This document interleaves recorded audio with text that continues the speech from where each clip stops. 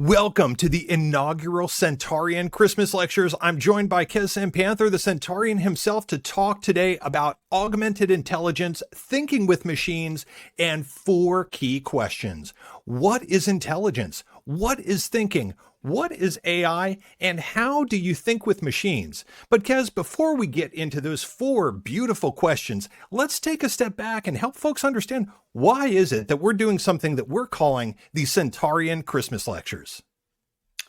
Look, one of the things I used to love as a kid, at Christmas time, there was the Royal Institute Christmas Lectures, and there was these amazing lectures on different topics, from evolution to astrophysics to all of these topics, which I used to get really fascinated by. So this idea of being able to take everything I've been studying for 30 plus years on artificial intelligence, how brains work, how to actually start thinking with machines, which is what this course is about, bring it all together and sharing it. So I've been teaching it at Columbia Executive Business School. I've been working with a lot of clients on this. I've been building this out, and I want to share it with the world. And it's really something that you've been sharing with the world ever since January 1st of this year, January 1st, 2024, when you launched the Centaurian Substack. And it's something that you and I, since ChatGPT has dropped, it has been like the spring of hope. And in so many ways, it's been the best of times, at least for us. Look, yes. So there's a number of people like us who saw this opportunity, saw something in this technology. Like I said, this idea of ChatGPT changed how I approach working with machines. So I started coding when I was a very young age. I was really inspired by this idea of programming. And I realized that I was thinking with a machine. That was an analogy I read in a book. And I was like, I'm thinking with a machine. This is really amazing. But guess what? It wasn't until ChatGPT dropped that I really realized what it meant to think with a machine. So I've been thinking beside a machine for so long, and this idea of thinking with machines. So whether it's Ali Miller, whether it's Ruve, whether it's every breakthrough which has been coming out, agentic workflows, Andrew Ng, this is the best of times. This is one of the biggest technology inflection points I have been through. And I've been through lots, from the internet to the mobile to where we are today. This is bigger. And there's so many people just opening up this door, and there's so much possibility. And the technology is accelerating faster than we've ever seen. And it's never just the best of times. It's always the worst of times, often at the same time. Life is a paradox. And for so many people, AI has represented in many ways an existential threat, because we have worked with so many people who have so much FUD about AI, fear, uncertainty, and doubt. How is it that you're thinking about this side of AI and how bad it might be? Look, like many technologies before it, a number of people are struggling, potentially getting left behind, which is my biggest fear. The adoption of AI, using generative AI, is actually pretty low. And even the people who actually use it for really simple things. This is called one prompts or solo prompts. This idea of a single prompt just to come up with an answer. If you're using AI as an answer machine, you're scratching the surface and probably actually not using it the right way. But guess what? This is why this course is so important. We want to show people. So instead of it just being hey, let me compose emails and use it to edit it, or let me just do my performance reviews and have it done through Copilot. Look, there's so much more to this technology, and it's changing the way we actually think. And that brings us to that first beautiful question. What is intelligence? And because one of the things that we've joked quite a bit, and there's more than a little bit of sincerity to it, is one of the easiest ways to stump an AI expert is to ask them this question: what is intelligence? So Kez, you've been studying and working with AI for over 30 years. What is intelligence? Look, that is such an important question. I don't think I realized how important it was. So back in the day when I was working on neural networks and genetic algorithms and parallel computation, look, this was before this idea of deep learning. This is before even data science and machine learning became prevalent, right? This was something I was obsessed with, which was how can I get a computer to think like a human? this idea of artificial intelligence like really captured my heart, and it was my research back in the day. But guess what? It wasn't until much later when I started realizing that finding ways of using technology to augment us and make us actually better at our jobs was actually a much harder problem to solve than the AI piece of it. So we're going to be touching on that later. But this concept of what is intelligence is so central to this. We have a lot of biases when it comes to intelligence. So whether it's, do the IQ test, what is your IQ? This idea of like, if you're really high IQ, you must be really, really smart. We don't really have a great grasp. As much as the amount of research is out there on intelligence, I actually think there's actually a better set of mental models to be able to think through this. Well, and one of the things that you've studied in addition to AI and technology and brains for so many decades are in fact games. One of the fascinating things that you've pointed out is that humans throughout our history have created games to help us push further and further the capabilities of our intelligence. And one of the most beautiful expressions of this, I think, in a game that has been around for thousands of years is the game of Go. So what, Kez, does Lee Sedol, the Go champion, ninth Dan, I don't even know what that means totally, but what does Lee Sedol tell us about intelligence? So Lee Sedol, ninth Dan at this game of Go. As you said, Scott, this is the idea that we keep inventing games at the edges of our capabilities. And Go is one of the most complex games out there. Lee Sedol, who is pretty much one of the best players in the world at the most complex games humans have created, which probably puts him at the top of what it means to be intelligent. Guess what, though? 2016, he played against DeepMind. DeepMind's AlphaGo, and he lost. This was a huge upset, not only for him, but also for a lot of people who really believed that we were so far away from having intelligent machines. And this was really the start of this acceleration. Going back to the complexity, like if you think about how complex chess is versus Go, Go is so many orders of magnitude harder. So this idea of not only that a machine had got to this point. So the AI research I was doing, I was building neural networks, or what is now called deep learning, to make a chess move analyzer. And even then, back in the early 90s, I had to focus on the end game because we just didn't have enough computing power. The computers I was using is actually less powerful than the AirPods that I have most of the time in my ears. The idea of how much data would need, the algorithms, all of these things weren't even there yet. So to see Go, a much more complex game, be dominated by this new AI from DeepMind was, it was earth-shattering to me, but earth-shattering to a lot of people who started really questioning what is intelligence. So here's the smartest person on the planet, or is he, being defeated by AI. So this led me back to go, hang on a minute, do we really understand what intelligence is?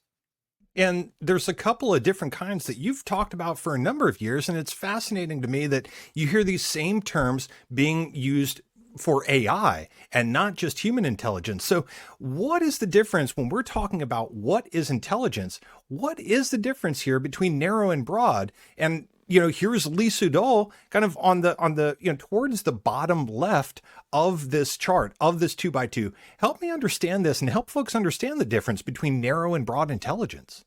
Look, narrow and broad intelligence. Actually, so in the AI community and the technology community, they talk about narrow intelligence and general intelligence. So this idea of narrow and general intelligence. So unpacking that a little bit and mapping into how people are intelligence helped me sort of start mapping out like what it is to actually be intelligent, right? So like you say, Lee Sedol is in this sort of very deep in this column. His deep knowledge about Go, of this most complex game, one of the most complex games we've ever invented, and he's one of the top players. Like, yeah, he's really smart. But what it means to be narrowly intelligent is the fact that Lee Sedol, if asked to play chess, he probably wouldn't be that much better than the average chess player. So even though he's the top Go player, his brain is honed and trained and modeled for Go. When it comes to this idea of more broad intelligence, you start having to think about, people like Maya Angelou And you start thinking about some of the things that Einstein did or Claude Shannon, like they went broader on topics like, Ruth Bader Ginsburg, the ability to what she understood about law, what she had to understand about society, what she had to understand to become one of these chief justices is far greater in the breadth of knowledge. So this starts touching on this idea of general intelligence. Let's go to Bill Gates. Bill Gates, when he started out, he's the founder of Microsoft, co-founder of Microsoft. He was a programmer as a kid. He was one of the best programmers out there at the earliest ages of computing. He started the software revolution with Microsoft. But guess what? It wasn't until he retired. We really saw the full power of what Bill Gates can do. Because one of the things he's been doing, along with his charities, is trying to take on some of the gnarliest problems they are in the world. Whether it's pandemics, whether it's clean water, whether it's mosquitoes, whether it's disease, whether it's polio, all of these things. He started working with some of the top scientists, researchers, innovators, actually building these things. And to do that, he goes deep into a topic. He reads it deeply, understands it to a level. So he's been going after topic after topic after topic. He's so well read. He's nearly the definition of well read. And this starts giving you an idea of what it means to be not only narrow and deep, but to be deep and broad. This idea of being able to solve problems. So let's go back to general intelligence. What does it mean to be generally intelligent? It isn't just that you can do a really complex task really, really well. It is the fact that you can solve problems which you've never seen before. And this is what I believe is where we're starting to go with augmented intelligence. So we've got a much clearer sense of what intelligence is. And as you said, things like problem solving and decision making and creativity, it brings us to this question of what is thinking to help us better understand some of these concepts. So, because first you tackled what is intelligence. Now help me understand what is thinking. Look, going back to my days when I first started programming and this idea that I was thinking with a machine, I had to start thinking about thinking itself. Because what is this thing I'm doing? And to be able to get a computer to think was really programming. So this line by line, like really structured thinking process was my first sort of exposure to this idea of, hang on a minute. So I think I create this program and I structure it in such a way that I can get a computer to solve problems. So this started giving me a clue to what is thinking. I've been thinking about thinking and how we think. Our brains work very differently to, especially linear computer programming. But it gave me the start to be able to build a mental model around this. So to me, as I looked at systems of the systems, understanding how we solve, problems, creativity, all of these things, I realized that we could take some of the, the meta models from computing and be able to use it as a model to understand thinking itself. And you mentioned one of those words that's going to come up quite a bit, which is systems. And related to systems are processes. And this, when you broke this down, the first time you walked me through thinking as a process, that it's simply input, process, output. What do our brains do? The most complex things in the known universe, at least that we know of. And you said it's simple. Thinking is a process. It's input, process, and output. So there's a lot to this, Kez. Let's unbox this a little bit. So, look, as I started studying this more and more, to be able to look at it and get it down to the simpler model, right? Input, process, output. That seems far too simplistic for what we do. But let me break this down and explain this in a way which you might get at what got me excited about this, which is if you understand what it is to become really good at something. So what is it to become really good at Go? Let's go to Lee Sedol, right? Here's somebody who spent his life learning, how to play Go, how to improve at the game. So, really start being able to chunk. And there's a lot of different ideas behind this, but he started being able to get to a high level skill. What did he have to do that? At some level, he had to be exposed through input to this game. He had to think about it and learn some of the standard moves and be able to output good moves. So this idea of how he trained his brain to become good at Go, I actually use the analogy of training neural networks. So if you put neural networks in the middle of this, how you train a neural network or a deep learning network is to be able to give it what we call input and output pairs. This is supervised learning, but this idea. So when I was training it to learn how to find, the rules of chess and become good at chess, I didn't teach it the rules. I gave it good games. I gave it, move by move. Here's the input, what the board looked like. Here's where the next move was. Here's the output of a good move from a grandmaster. And it would train the neural network in the middle. So it'll change all the weights, change all the connections to be able to learn how to do that. And you do that move after move after move. I had to train it how to move a pawn, how to move a rook, all of these different pieces. So you train it up to eventually that it sees a board, it can use that same network to be able to find a pattern and go, oh, this is actually a good move. So if you think about that from the perspective of everything we do, so reading is also a process. It's a mental skill that we learn, but it provides us input into our brains. Processing, how do we process that information, the things that we're reading? This is, synthesizing or decision-making or creativity. All of these things are sort of processes which is happening inside our heads. And then the output is like, how do we write? How do we speak? We all know that at some level, it isn't just a output. It isn't just like a printer coming out.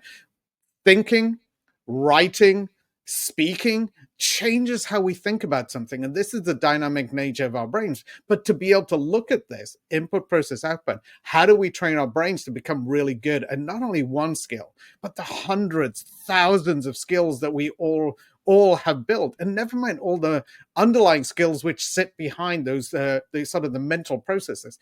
We actually, to get to general intelligence, one of the things you'll find is we build better and better mental models about the world, because we use this input, process, output to actually anticipate and simulate world situations. When we come across them, we know what to do faster than if we'd been trained it step by step. We just unconsciously know what to do. And this is the concept of using this mental model to understand what thinking is. So thinking is a process, all of these mental skills, all of which can be learned and improved. And two things that you've really helped me understand is, when in doubt, over-index on input. If you don't know what to do, put more ideas in your head. And then when it comes to output, I love that quote. And I can't remember who said it off the top of my head, but that notion that, how do I know what I think until I see what I say with those outputs? Exactly. And now we're at this question of, what is AI? We're stair-stepping our way there. We started with what is intelligence, then what is thinking. Because what is AI, and why are you so enamored with J.C.R. Licklider? What's the big deal about Lick? Look, when I got really obsessed with artificial intelligence, so it was actually watching War Games. I got really obsessed with that movie. I read the book, and it had, there's a supercomputer, this AI, which was a military computer at the time, but it was about the story also about the guy who designed it. And I got really fascinated with this concept of, hey, I can take a computer and not only design games, which is actually, I had a games company and I used to program a computer to play games, but it was all heuristics and rules. But here was this idea that the computer could learn itself. And that captured my imagination. And I was not the first. So this is late 80s. The idea and the history of AI go back into the 50s, right? The Dartmouth Conference, Marvin Minsky, John McCarthy, and this definition of creating computers to be able to think. So this was a branch of, AI. AI actually broke into two camps. So this branch of AI, which I started doing research on, was, how do you take a computer and make it smart? But guess what? There was another guy, who I didn't find out about until later, which is J.C.R. Licklider. And he became my hero, because in the 60s, not only was he the guy who's in charge of being able to fund, using the government, the DARPA, he was one of the first leaders of DARPA, which was a think tank using funding to be able to fund what turned into the future of computers, the future of the internet, the future of, all the things that we have today came from funding which came out of DARPA. And it was J.C.R. Licklider who went around the country finding these little pockets and these experiments. But through that, he got exposed to early computers. He was actually a cognitive scientist. He was actually in the cohort which defined the term cognitive science, because up to that point it was psychology. What they started realizing was, like, to use the metaphor of a computer to understand how to actually understand our brains better, he became one of the first cognitive scientists. So this idea which he came to as he started playing with these early computers was he realized he was thinking with a machine. And he started something which is called augmented intelligence. So same acronym, AI, but it means something totally different. The idea of augmenting it. So he ran these experiments on himself. He was a researcher, and he realized that a computer could help him. He studied himself and his work processes. And what he worked out was it took 80% of the time of a project to get himself ready to actually do the thinking and solving to be able to actually do the work. And so his hypothesis was, here are computers which are going to get, smaller, faster, better, cheaper. And he realized that computers were going to help us be able to do that thinking better. They were going to become thinking partners in this. And this idea of man-computer symbiosis, human-computer symbiosis, man and machine, human and machine, became his mantra. And that became my sort of life mission as I left AI and starting to understand how our brains work. So key difference here with Licklider versus some of the others, like you said, Marvin Minsky and John McCarthy, augmented intelligence versus artificial intelligence. And we naturally get from J.C.R. Licklider to one of our heroes, and that is Steve Jobs. Maybe had some personal challenges, but as a leader, as a visionary, Steve Jobs stands alone.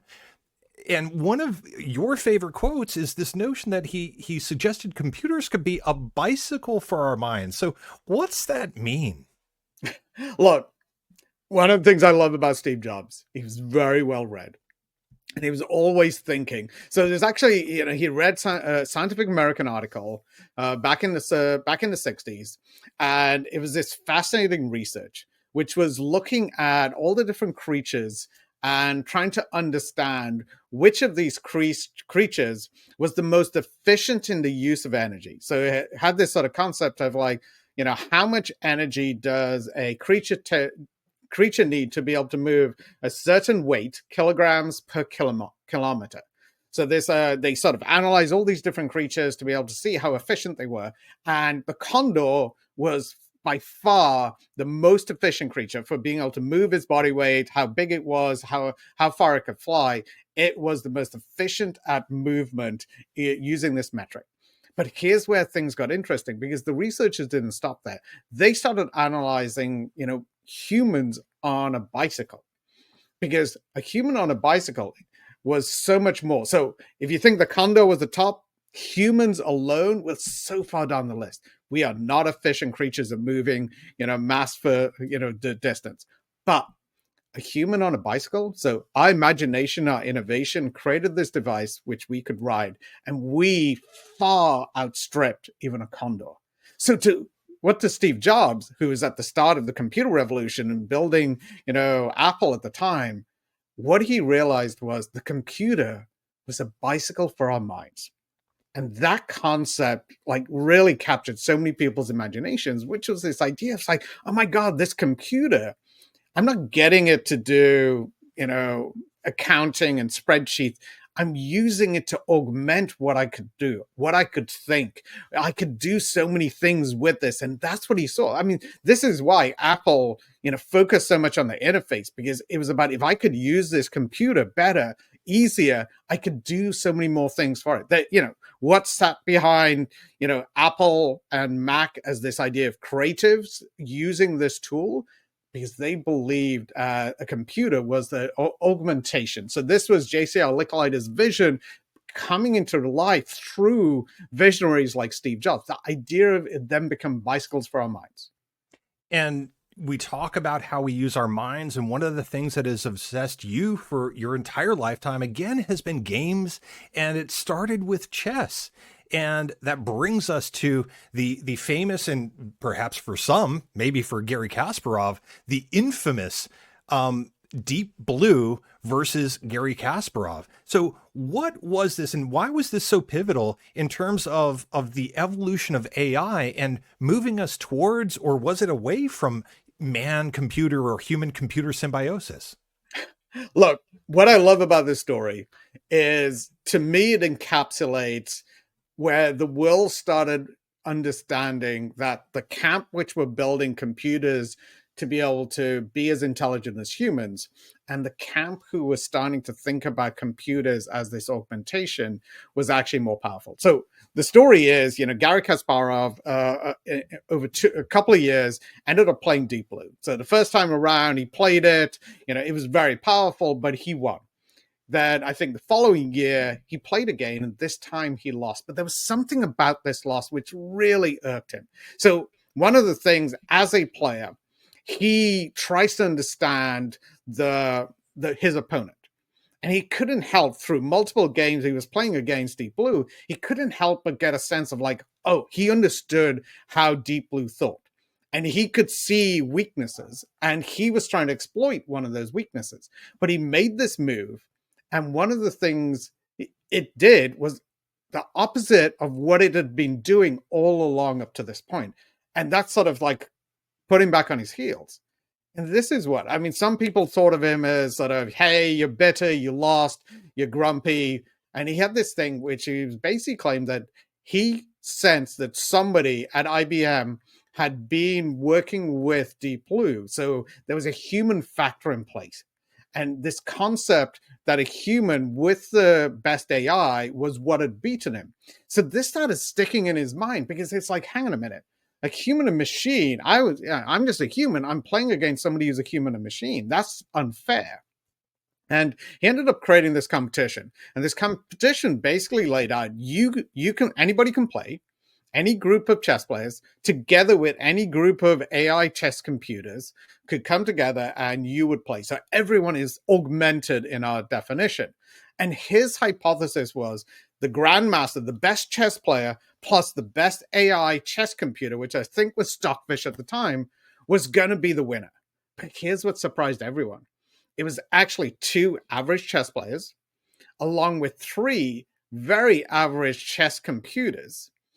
And what it really came down to was their process. And they beat the competition at a level nobody really expected.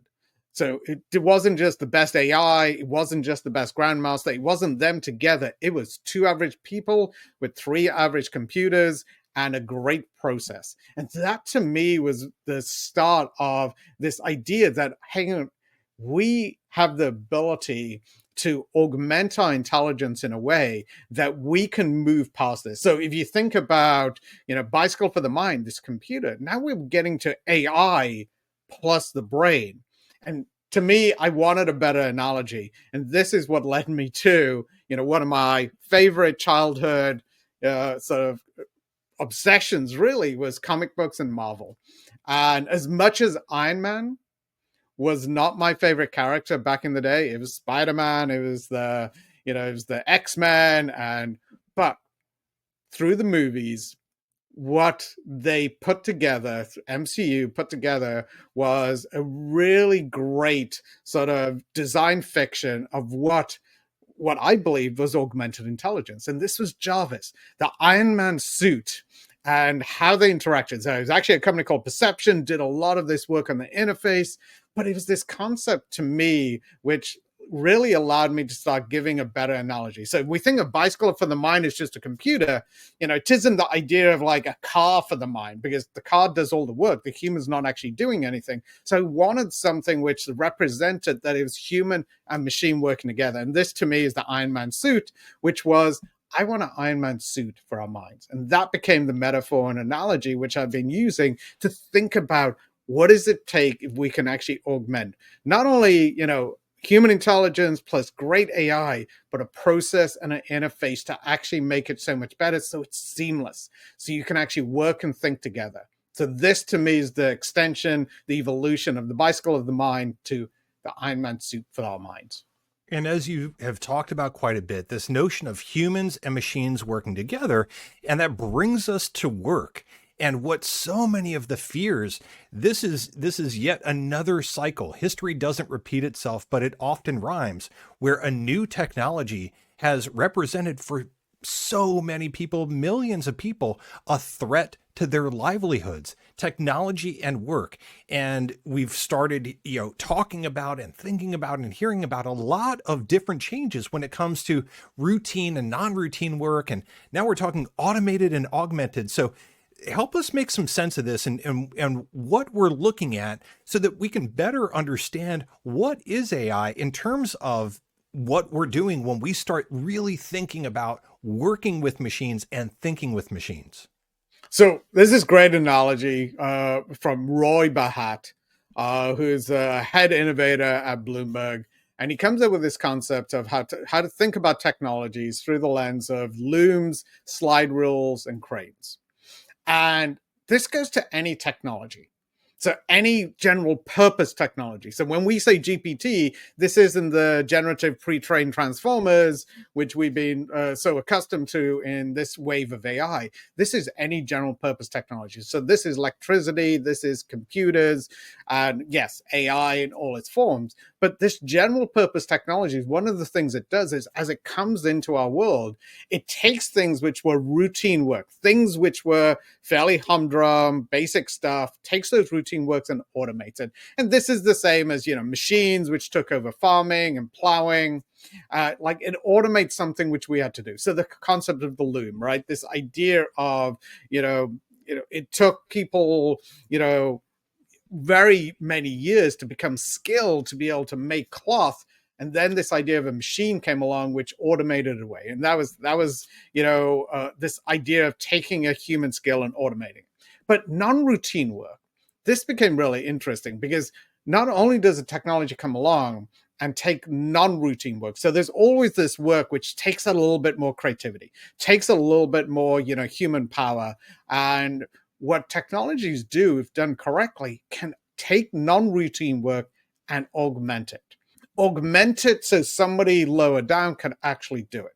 So if you think about, the calculators, the people who, could do all the mathematics and all the rest of it, these, as things like slide rules came along, allowed, more, people who didn't have mathematics sort of like embedded in their brains to be able to do things like logarithms and do parts of engineering, which couldn't have been done before. And this to me is that augmentation, right? You've got a tool which augments something to make it simpler. So somebody, who is not as skilled can actually be able to do this. So this idea of non-routine work can be routinized by technology and augmented. So not automated, just augments a human to be able to do this task, which used to be more complex. But here's the thing, which, where the crane comes in, which is technology has also come along, which creates something which could never be done before.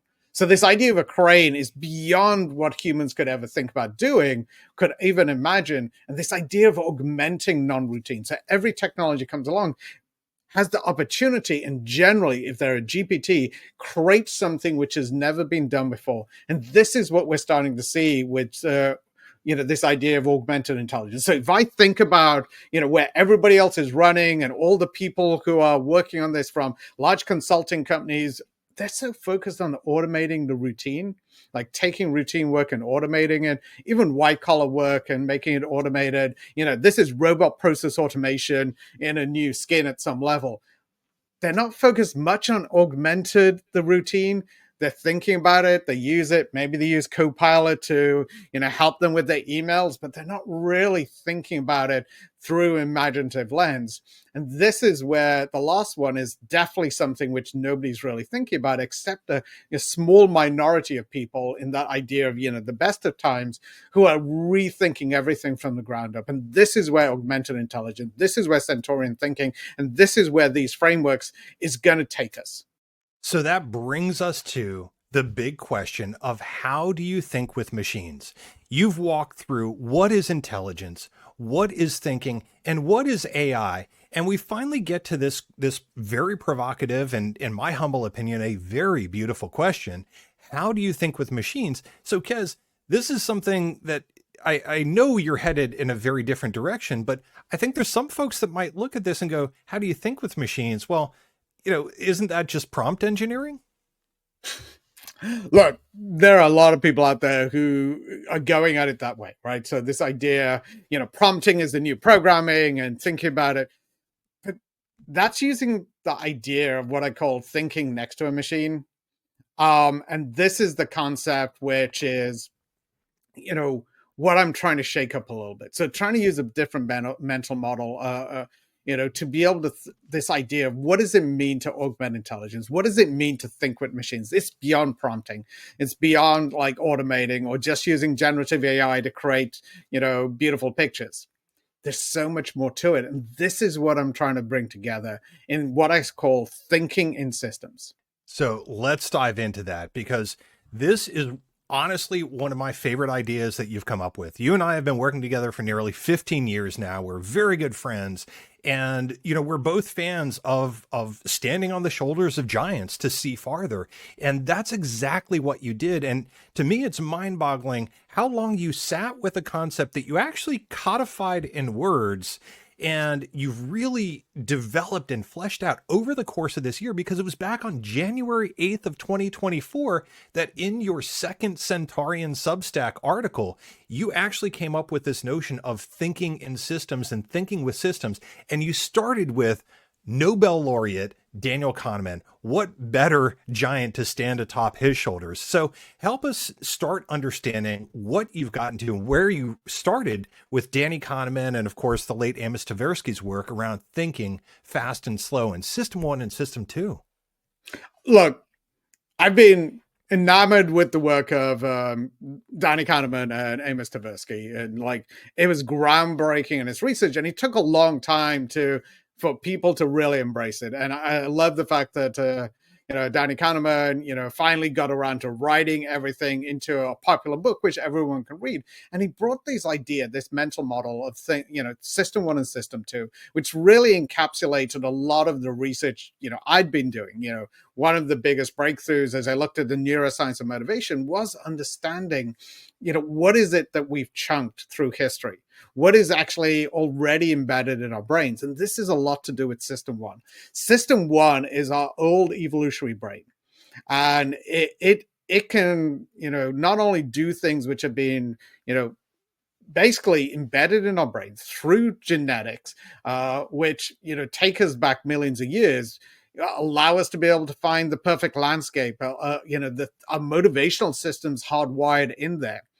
But System 1, the difference between System 1 and System 2, the best way to think about it is actually a set of statistics which I find fascinating, which is every second we process 11 million bits of information unconsciously in System 1. At the same time, System 2, which is our conscious brain, the thing which for all of us, when we think about thinking, it's the conscious brain. But this is what gives it, puts it into context. Our System 2, our conscious brain, only processes 50 bits. 50 bits versus 11 million. If that gives you a sense of the power which most people aren't tapping into, because they are so enamored with our consciousness. So there's this arrogance and bias towards, our conscious brains, has led a lot of people not to actually understand how to actually work with both systems. So what Danny Kahneman sort of mapped out was this sort of concept of, hey, understand that System 1 and System 2 are working together. Unfortunately, there isn't a great language between it.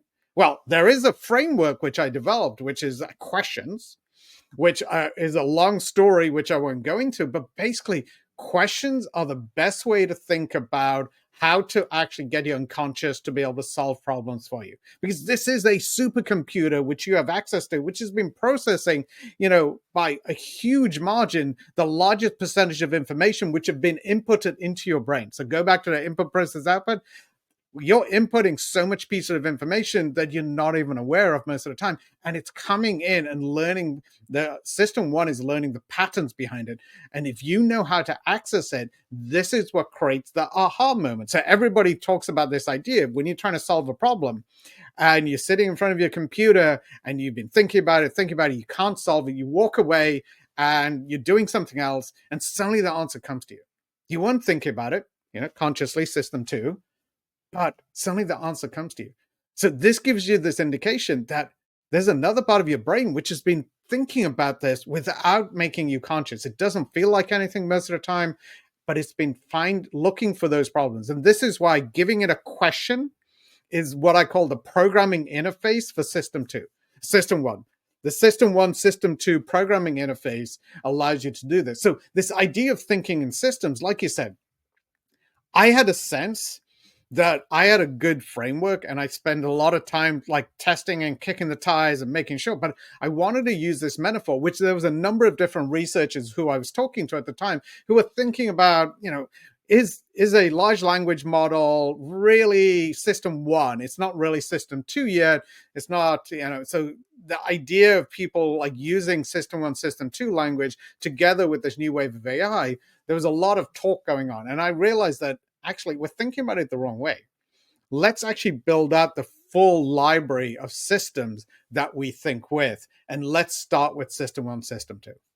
So we start with system one and system two, our brains, and then you made a jump outside of the brain and you coined this term of system zero, building on, again, standing on another giant's shoulders, and those giant shoulders being Andy Clark. So what is this concept of thinking outside the brain? It's a new idea that you came up with. So help us understand. I think we're starting to get there, but how did you come up with this system zero? What is system zero and the extended mind, and how have we been thinking outside of our brains? Look, I've been obsessed with Andy Clark for probably close to 20 years. And I did TEDx, which basically was this framework I came up with, which is called Mind 4.0, about 15 years ago. And what it really did was took this idea of Andy Clark's. And Andy Clark has this concept called extended mind. And what that really means is he basically explains that we're the only creature to be able to think outside our heads. So remember the thinking process, input, process, output. We can actually think with something outside ourselves, which most other creatures, from far as we know, can't do. And what Andy Clark has this great example to be able to visualize this of like, hey, you're playing Tetris. You're playing Tetris with a video controller, and he goes, when you look at Tetris and you see the block coming down, you can revolve it around to see how it fits. Sometimes you can do it in your head. Like some people just look at it, they can spin it and goes, oh, it fits into there. So you mentally simulate it and then you move the piece in. Some people, when playing the game, actually spin the piece using the controller to be able to make it easier so they can imagine it. So they didn't have to use as much imagination, don't have to use as much of our system two, our working memory, which is this limited sort of whiteboard space. And what he said was, what if, as you imagined it, you were actually connected to moving it? So get rid of the controller and make it as I think, it spins. So what he realized was that's the perfect example of what a true extended mind could be, when you can actually think outside your head. He also took it to the idea, like, whether it's cave painting, whether it's whiteboards, whether it's blackboards. I always loved from my research this idea of mathematicians are some of the heaviest users of blackboards, to the point they have blackboards in their elevators. These are like, even for this building with about 3 floors, there's actually a blackboard in the elevator. This is how important it is, because the complexity of thinking that mathematicians do, they have to take things outside their head. And here's the other piece of system two. We've already realized that it's a difference between 50 bits and 11 million. Here's the other bit, which is really constraining. Your working memory size, which is your conscious brain, it's like a little whiteboard in your brain, and it can only fit so many things. And this idea of 50 bits every second, but a better analogy is this idea of you can only process about 4 items. It used to be the magic number 7.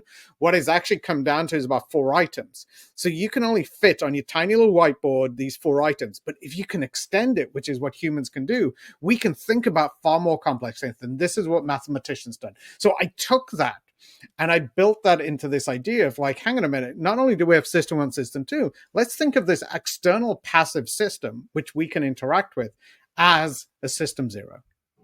So you went down to system 0 and then to system 3. And now we get to the title of the Centaurian Christmas Lectures, Thinking with Machines. And here again, we've got Garry Kasparov. So help us understand this system 3. So this goes back to this famous competition which Garry Kasparov co-founded. So it's like this idea: anybody could show up with a computer, AI computer, and be able to play chess in this competition. And what people started colloquially calling it was Centaur Chess. And what it was is, the idea of a centaur is, human body and sort of a horse's. The horse's body and a human sort of a head concept.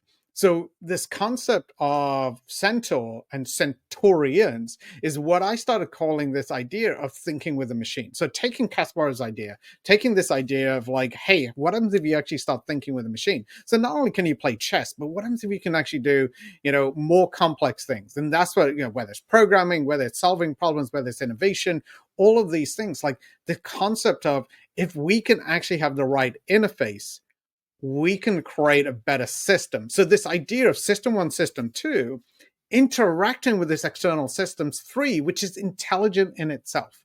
So this is what I started calling Centaurian thinking. This was the nugget of the idea which started out. But then I started building all of these pieces together to be able to come up with this library of what I call 5 systems. So we've seen system 0, system 1, system 2, and system 3. There is another system which expands it even further. And that brings us to thinking with the collective and this notion of collective intelligence. And because we can't talk about collective intelligence without acknowledging another giant on whose shoulders we're standing. And that's Abhishek Gupta, one of our dear friends who left us far too early and far too young this year. And yet you are able to take some of his thinking along with folks like Gianni Giacomelli at MIT, and extend it further. And here it is, this 5th thinking system that you have coined, and you're calling it System X. Look, Abhishek Gupta, really close friend of both of ours. While working at BCG, he was at the Henderson Institute. I worked really closely with him.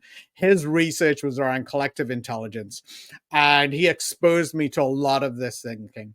And so this system, this idea of System X, and how we can think with not only each other. So our collective intelligence is, the idea of Thomas Malone's superminds, we'll tap into the human collective, the hive mind, but also the fact that it isn't just humans, it's also other machines and other agents. So look, System X is dedicated to Abhishek Gupta. So Professor X, as I always thought of him, is this inspiration for System X. So this idea of System 1, System 2, your brain, interacting with the hive mind, this collective, this idea is called System X. So how do we extend it? How do we work with each other? How do we work with eventually AI, which becomes autonomous agents? We're starting to see with agentic workflows. So this idea of being able to use this whole library of 5 systems, 0, 1, 2, which are inside our heads, System 3, which is this concept of centaurs and Centaurian thinking, and then tapping into the hive mind, the thing which has made humanity stand on the shoulders of geniuses over and over and over again. We're all standing on the shoulders of these giants who've gone before us. And System X, which is dedicated to the giant I'm standing on the shoulders of, which is Abhishek Gupta. And this is phenomenal. And what better way to honor Abhishek Gupta than to name it, name for Professor X, System X. And so we've got these thinking systems. And then look, now we'll get to what so many people have been chasing after. And it's this notion of, All right. I hear that this is a disruptive technology. It's a transformative technology. It's one of the emerging, converging, exponential technologies bound to shift paradigms and create a new Carlotta Perez wave. I hear all that, but what are the use cases? So, how are you thinking about use cases, Kez? And how is it different than some of the other folks who have been out there just banging the drum of prompt engineering and use cases?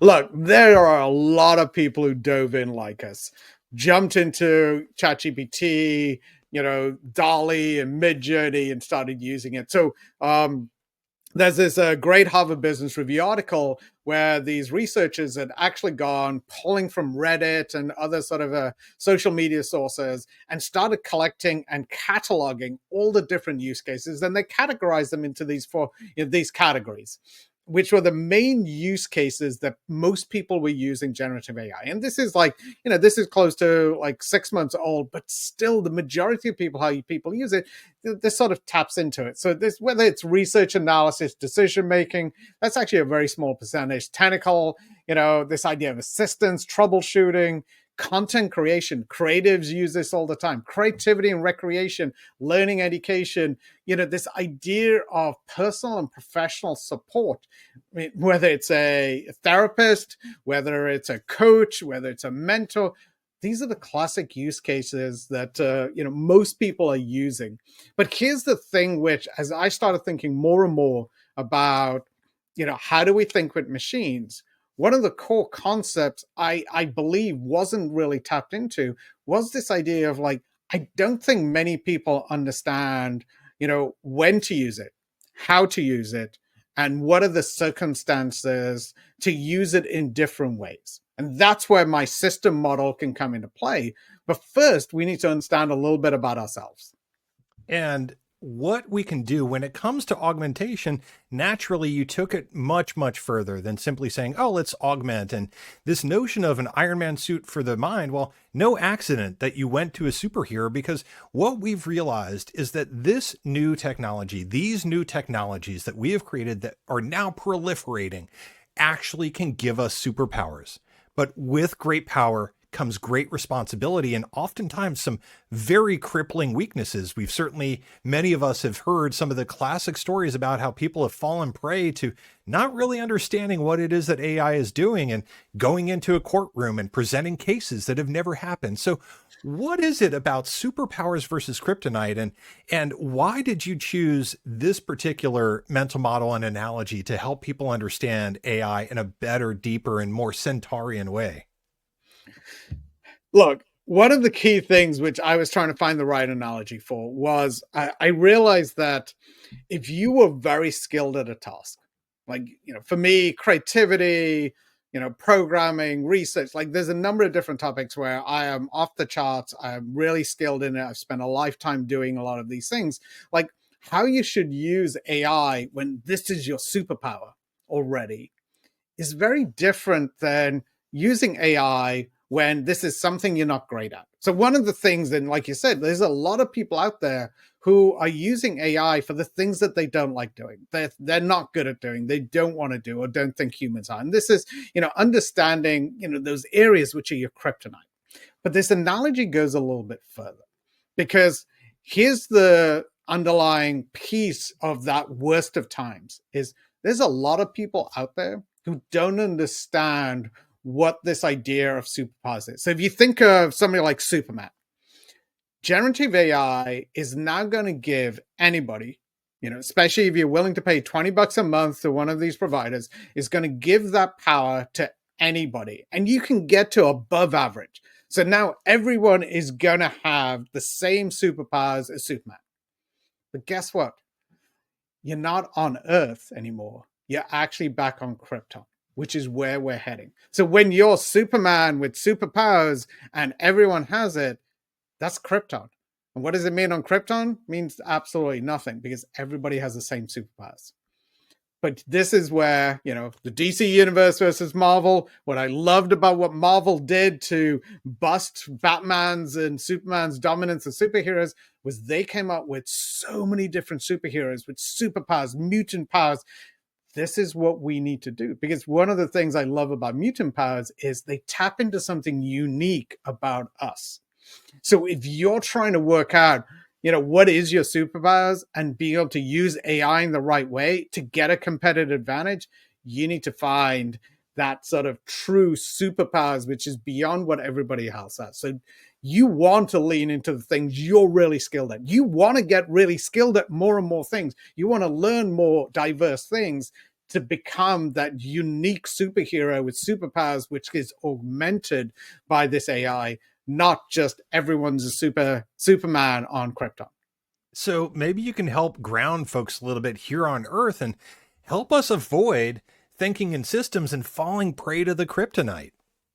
Look, at some level, there's a lot of things which, you decide that this is something I don't want to become an expert at.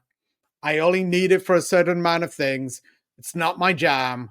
And this is where you go to system 3 first, and then you think about it. It is important to do that last step to make sure you don't fall prey. You don't end up in court presenting cases which never existed. But this idea, look, law is not my thing, especially contract law, and I have to do this and look at contracts every now and again. So using a GPT to just have a quick look at this, give me all the things I have to look at, it gives me enough, makes me smart enough that I can ask the right questions and bring a lawyer in as needed. These are the people with the superpowers. Look, so use system 3 first, and then make sure you're bringing that rational thinking. Look, theoretically, this could be a topic. Eventually, if you start using it more and more, you might go, hey, I probably need to understand more about this. I should go and learn about it. But this is how, if something's a kryptonite for you, that you're okay if you're average or the same as everybody else. Look, there's going to be a lot of skills, a lot of things out there, which is going to get the level playing field. And just understand that it's okay to go to system 3, but make sure you're really thinking about system 1, system 2. Right. And one of the keys here is that intellectual humility and that honesty with yourself. When you look at the underlying bell curve, if you know in your heart, in your mind, that you're below average in something, this is where system 3 can really benefit you, as you just talked through. And then when you are, as you said, off the charts and you are on the right side of that bell curve, and on the right side, not to say it's the correct side, but on the right side, when you're looking at the standard distribution, this is where AI can really give you superpowers. And look, when you take that unique skill, that thing which you can do, which nobody else can do, this is how to use AI. So first of all, there's a lot of people out there who go, hey, look, I'm really good at this. I'm not going to use AI. Or they use it in a very simplistic fashion and go, hey, this can't help me. Look, I did a lot of research on neuroscience, understanding how motivational system works, and built out this whole framework around game design.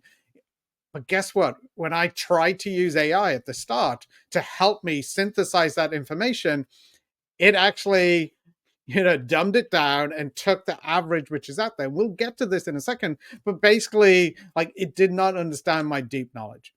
So we had to really work with it to be able to get it to be able to do things. But guess what? It pushed me to go, hang on a minute.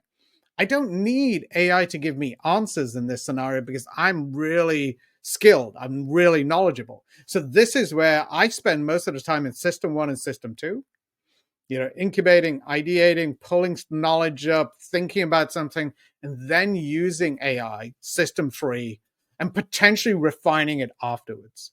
So this is where, this is a superpower of yours. This is this unique mutant ability that you have, or something you've trained, hyper trained over, decades of your life to do.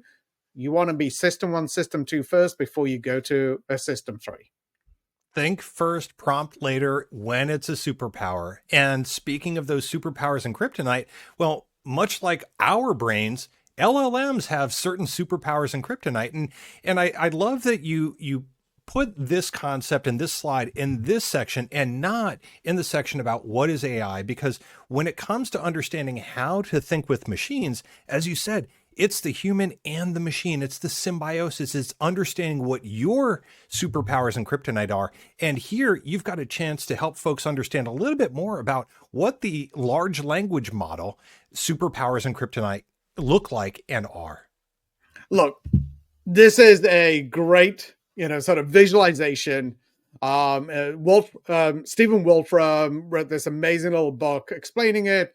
He wrote a paper on it, and he had these amazing visualizations. And this is one of his, which is this idea of what's happening underneath. What is the mental model that the LLM has, right? So this is a model of something called semantic space. So all of these things are connected, similar to an associative network, and different topics are sort of clustered in different areas. So a large language model, which has been trained on all this corpus of information from the internet, creates this large sort of semantic web of information. So when you ask it something, you prompt it, it goes to a particular part of that network to pull out, the next word, eventually sort of building up sentence and building up knowledge from it. A great example of this is an early prompt hack, which people were talking about, was when you wanted to do something, go, hey, play the role of a contract lawyer and review this contract. What is it actually doing? It just goes, like, by saying play a role. It isn't like it knows how to play a role or knows exactly what a contract lawyer is. It just finds and navigates that part of this complex semantic web and be able to pull all that information out of it. Here's the other piece which you have to understand. This is a multi-dimensional semantic space. This is really complex, large language models. But guess what? You also have something similar in your own brains. But this mental model allows you to start thinking about this in a very particular way. And as you said, it is multidimensional. We can't yet represent, the fourth or fifth dimension on a PowerPoint slide, but at least we've got 3 dimensions. So here it seems like you're blending some of these superpowers and kryptonite. So help us understand this view and this visualization, this way of looking at the elephant. Look, one of the key things as I think about it's kryptonite. So when you've got a large language model, you have to understand what it's been trained on. So the sort of the rudimentary sort of idea, the rubric I ask people to think about is like, if you could Google this and found a video or a great blog post or a listicle or something about 5 years ago, there's a good chance that this is already in here. So when you're asking an LLM to do something, you're on pretty good ground if you're asking it something which you probably could have bubbled up and searched and Googled and found some YouTube on it. But if you're asking it something which has never really, had exposure to, it'll probably hallucinate. It probably is going to be fairly shallow. And, it's hard to actually be able to, find out what it's actually pulling from most of the time. These sources, it's not aware of its sources. So, that understand the kryptonite. There's this great example with ChatGPT Pro, which dropped, which is this amazingly powerful new sort of OpenAI sort of model. It's far more expensive, $200 a month. But here's where the piece which got really fascinating. So not only was there a whole bunch of people running around basically going, hey, it only works for PhD level problems. Yeah, it's really good. You don't need it. That's not true. It's actually for anybody who has superpowers in a particular area, you should be using Pro because it is amazing. But there was this great example, and there was a lot of people going, ha ha, see, it's not very smart. Somebody put a musical score into a picture of a musical score into Pro and asked it questions, and it hallucinated, claiming that it was something which it wasn't. And he was going, see, Pro isn't very smart. But here's the thing. Just because you can put a crossword puzzle in there, it can put programming in there, you can put mathematics in there, take photos, you can put a general ledger in there and it can work it out. It's been trained on all of those different things. It's very unlikely, and it hasn't been trained on musical scores yet. It wasn't something which is a high priority for OpenAI or any of these other technologies. So testing it on something it has never done, it's like testing me on musical scores. Look, I started playing music and reading music when I was 12 years old. I'm not the person to be able to recognize it. So it is not my jam. It is definitely not my superpower. So understanding the strengths and weaknesses, this is where you have to think about a large language model and understand where the superpowers and kryptonites are. And I love that you have a question mark next to creativity, because that brings us to one of the things that has caused so much fear, uncertainty, and doubt. And you asked another very provocative question in one of your early Centaurian Substacks. Is this creativity's alpha zero moment? Now, I'm going to ask you to explain that, but I know that some of this was in response to some of the research that was put out there and evangelized by some of the other thought leaders in the AI space, notably and namely Ethan Mollick at the University of Pennsylvania. So what do you mean by this question? Is this creativity's alpha zero moment? And is it game over for human creativity? Is this one of the superpowers that we might as well just give up and let AI do all the art and creativity? Look, it was one of the things which drove me nuts at the start. Because guess what? I've been studying the neuroscience of creativity for a very long time. I had this sense of what is creativity, how it works in our brains. So when I started seeing some of the early research, so Ethan Mollick together with like BCG and Harvard and a number of others, like created this sort of research, and they tested out, people using AI in different sort of like to solve an analytical problem, to solve a creative problem. And in the creative problem, like what they realized was, if people used AI and took the answers straight out of AI and didn't change it, they actually came up with better ideas than if they actually tried to manipulate it or didn't use AI in the control case. And there was this sort of concept, which is like, hang on a minute, AI can do creativity better than humans, like to the point. Humans shouldn't touch what comes out of AI when it comes to creative ideas. It blows us away. Then all of these different research papers started coming out who started diving into it. And they used the classic test for creativity, which has been the gold standard. So with this, which was the alternate uses test, this is the test which has been used to be able to validate and sort of assess how creative an individual is. And it's huge amount of correlation. And it was a great guide for a long time, which was you're given an object, like in this case, a cup, and asked how many different uses can you think of for a cup? And the more uses you can think of, and the more different kinds of uses, like you can think of, that you are considered more creative. So this is the idea of divergent creativity, which was what it was actually testing, because they realized that, your ability to not only see a cup as, hey, this is just for my coffee, I can put toothbrushes in there. I can use it as a stand. I can use it to plant a pot. I can use it as a game. I can use it as a huge swimming pool, make it really large. I can make it teeny tiny and do something interesting. I can make it drums. I can make it all of these things. I can break all the pieces apart and actually grind it down and do something else with it. Alternate uses test was this great test to be able to test our ability of divergent thinking. So there was this huge correlation with people who scored highly on this and how creative they were. So this was the gold standard to be able to test creativity. So what these researchers and all these different papers testing out large language models and AI, they started using this creativity. And guess what?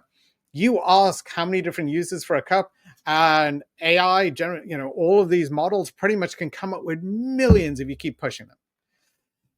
And Zay was like, hey, this is, basically alpha zero moment. Creativity is done. Humans should just retire from this. They should just let AI. To the point, there was this new test, which is divergent association, which took it a little bit further, which is a more advanced test, which is you have to come up with 10 words. And the sign of creativity is if you have to come up with words which have very little overlap. So if you think about that semantic space, you're trying to find 10 words which are the edges of the semantic cloud of information and knowledge. And the more further apart every piece of knowledge is, the higher the score is. And again, large language models do really well at this. Not as well as the alternate uses test, but guess what? With something like Pro and some of the more advanced models, it blows this away. So again, divergent thinking, which is creativity is done, right? AI. So that's what everybody started running around and saying. Look, and based on this false premise that the essence of creativity, that the ultimate expression of creativity is divergent thinking. And that's something that you have been countering for as long as I've known you. You've talked about this concept, something that Albert Einstein made famous, and this notion of combinatory play. And you have told me over and over again, look, it's not romantic, but the essence of creativity is simply combining two or more ideas to come up with a new idea. And this is how you started thinking about better ways of testing AI. So what is it about combinatory play and what Einstein came up with that that led you to this notion that no, it's not game over for human creativity. Yes. So getting to combinatory play. So this is this amazing quote from Einstein. So Jacques Hadman restarted a whole bunch of mathematicians and scientists to be able to test out and work out what is the essential pieces of creativity and inventiveness in scientists and mathematicians. And there was this survey which went out to all these people, and everybody filled it out except Albert Einstein refused to fill it out. But he wrote this beautiful letter, which Jacques Hadman put in the appendix of his report. And in this, he describes in fairly, visual detail, this idea of like these, when he's creative and he's thinking about something, he has these like ideas which are like balls with hooks, like floating around, and they hook together and they combine and create new things. And this idea of combinatory play, he basically defined it as the essential feature in productive thought. So combinatory play has been around there. It took another couple of decades to be able to get to a point where science started catching up with this. Actually, nearly 100 years, and science started catching up with this. So this idea of what it is, to come up with new ideas. So combinatory play, which is, whether you think about Gutenberg to combine the idea of a coin punch with a wine press. So he was like trying to solve this idea of printing, and he'd been looking at this. He understood coin punches, and he was looking at a wine press, and it suddenly occurred to him he could bring the two together to create a machine, which was the printing press.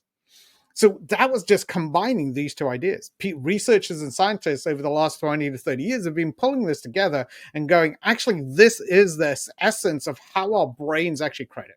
But it wasn't until very recently, in the last sort of 10 years, that Elkanon Goldberg, this amazing researcher, wrote this book which combined the neuroscience of this and basically came up with like that not only is creativity, combinatory play, that's how our brains do it, but actually started mapping out how this actually works between system 1 and system 2. He uses analogies, right? Even looking at the history of creative thought, he goes back to 30,000, 40,000 years ago and shows these like figurines. There was something which happened about 30,000 or 40,000 years ago, which started creating hominids. Our brains changed in a particular way, which started creating these sort of half lion, half human sort of models, right? There was idea of mermaids, and there's so many other things which came together, which was just a combination of two different things. And he started mapping that to what was actually happening in the brain and how it took different models of different areas of our unconscious brain, brought it together in our working memory in system 2, and combined it and created something new.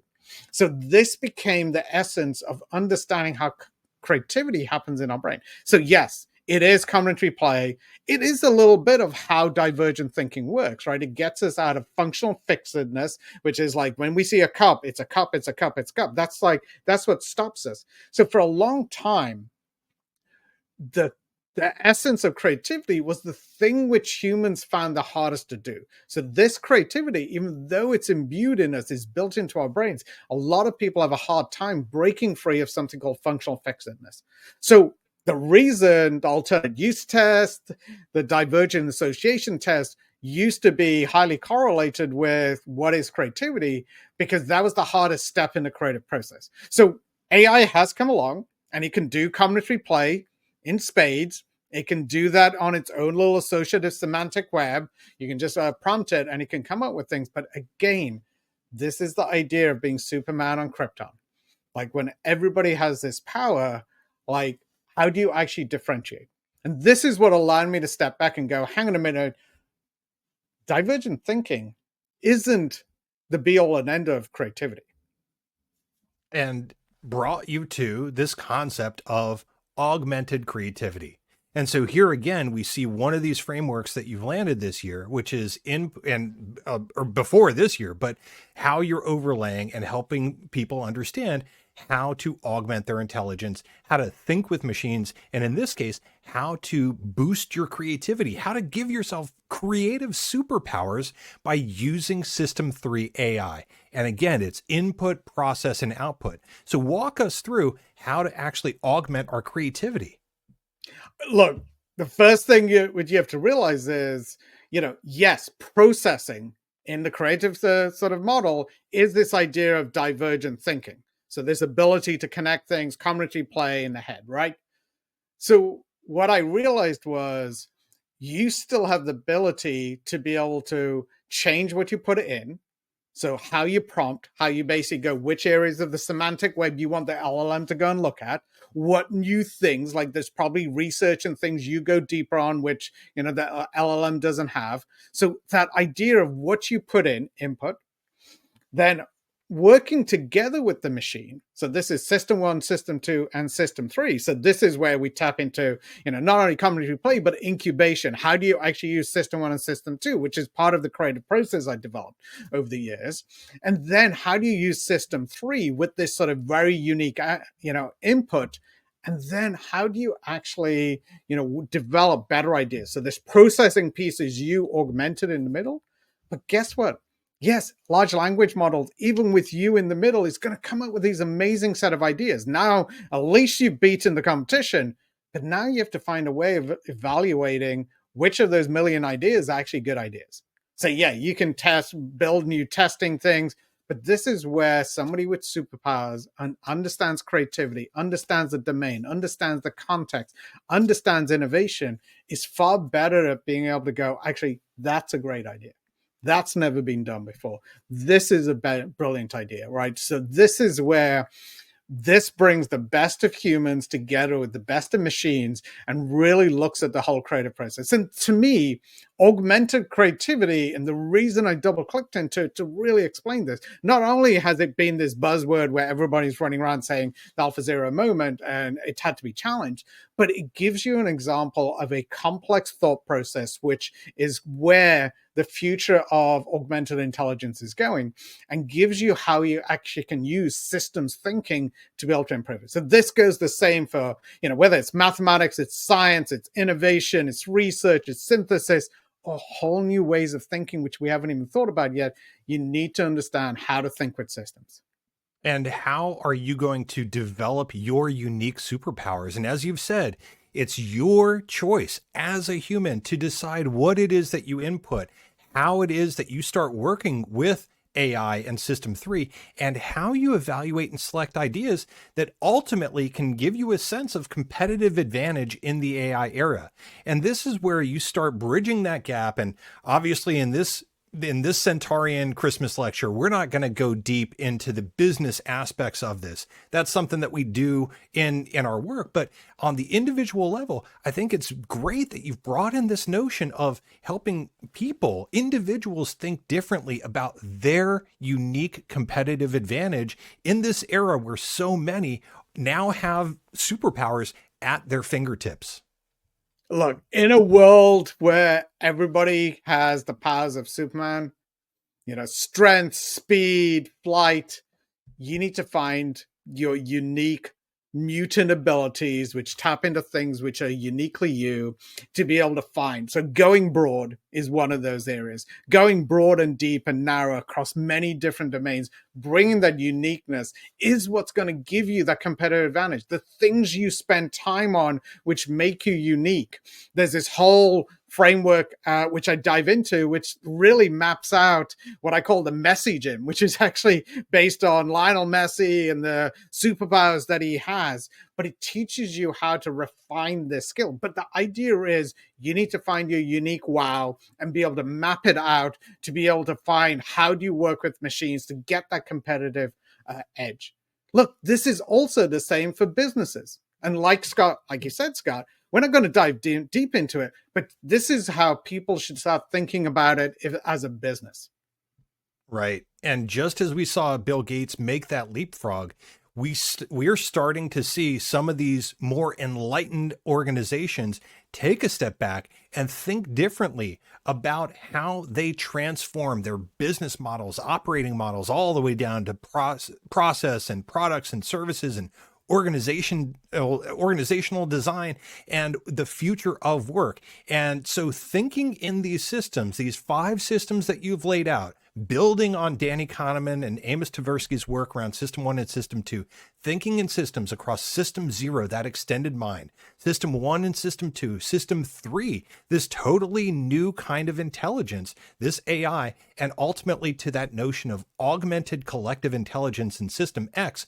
And this is just a peek at how we're starting to help organizations and business leaders think about not just transforming the work that they do as individuals, but how they can transform their entire organizations. Because we're about to wrap this up, but what do you want to leave people with in terms of thinking bigger about thinking in systems?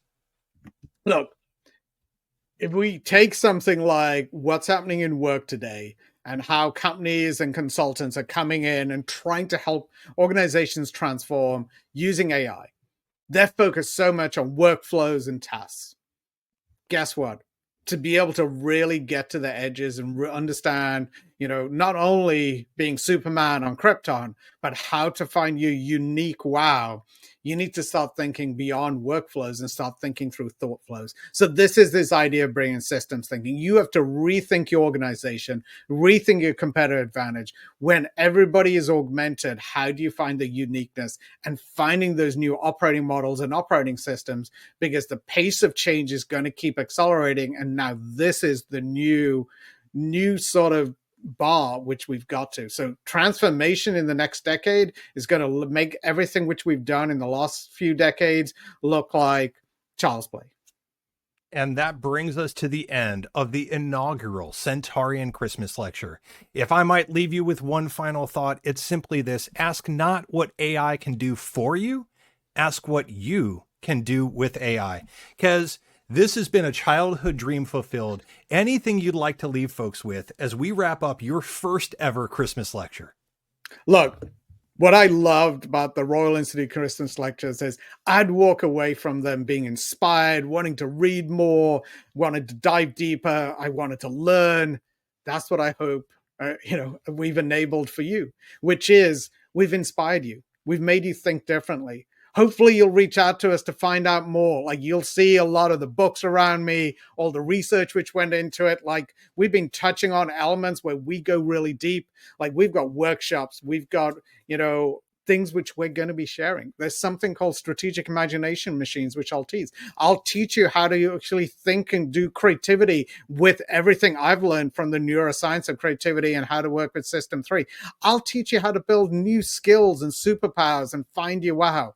This is all just a sneak peek of what's behind, Centaurian thinking. So this is what we're going to be sharing across 2025. Hopefully we've inspired you. Hopefully you're inspired and engaged and would want to learn more. Well, I am your friendly neighborhood curious human, Scott Wolfson, joined as ever and as always by my best friend and partner in possibility, the Centaurian himself, Sampanthar. Stay augmented, our friends. Stay augmented.